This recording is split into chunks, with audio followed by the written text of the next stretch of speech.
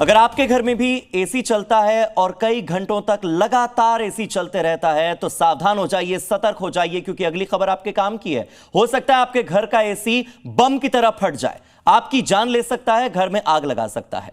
Report देखिए। बम की तरह फटा एसी में धमाका, 3 लोगों की मौत। जानलेवा एयर कंडीशनर। हरियाणा के फरीदाबाद में जानलेवा एसी 3 लोगों की मौत का कारण बना। फरीदाबाद की ग्रीनफील्ड कॉलोनी में एक 4 मंजिला घर में एसी का कंप्रेसर फट गया। इससे पहली मंजिल में आग लग गई और धुआं दूसरी मंजिल में घुस गया। सेकंड फ्लोर पर एक ही परिवार के 3 सदस्यों की मौत हो गई, जबकि परिवार का पालतू कुत्ता भी इस हादसे में झुलसकर मर गया।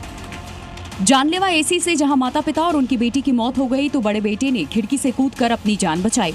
पुलिस ने तीनों शवों को पोस्टमार्टम के लिए बीके अस्पताल भिजवा दिया है। ये 2-2:30 बजे करीब पता चला था कि आग लगी है। मेरी दादी ने बताया था कि आग लगी है, बाहर जाओ। तो हम लोग आग बुझा रहे थे, तब तक पता नहीं था, हमें लगा बिल्डिंग खाली होगी। बाद में चिल्लाने की आवाज़ आई, ऊपर बचाओ, तो हम लोग सब ऊपर भागे। सुबह करीब 3 बजे मकान मालिक के एसी में शॉर्ट सर्किट हुआ और कंप्रेसर फट गया। इससे मकान के एक हिस्से में आग लग गई। इसका धुआं दूसरी मंजिल में घुस गया। जिस मकान में आग लगी, मृतक सचिन कपूर अपने परिवार के साथ मकान की दूसरी मंजिल पर किराए पर रहते थे, जबकि पहली मंजिल में मकान मालिक रहते हैं, जिनके घर के एसी में आग लगी। मकान के अंदर सचिन कपूर, उनकी पत्नी रिंकू कपूर, बेटी सुजान और बेटा आर्यन सो रहे थे। धुएं से उनका दम घुटने लगा और घबराहट में सभी लोग छत की तरफ भागे, लेकिन छत का गेट बंद होने के कारण वो वहां से नहीं निकल पाए और वापस कमरे में लौट आए। इसी दौरान सचिन, उनकी पत्नी रिंकू और बेटी सुजान बेहोश हो गए, जबकि बेटा आर्यन किसी तरह हिम्मत करके खिड़की से कूद गया। नीचे गिरने पर उसके हाथ पैर में चोट आई।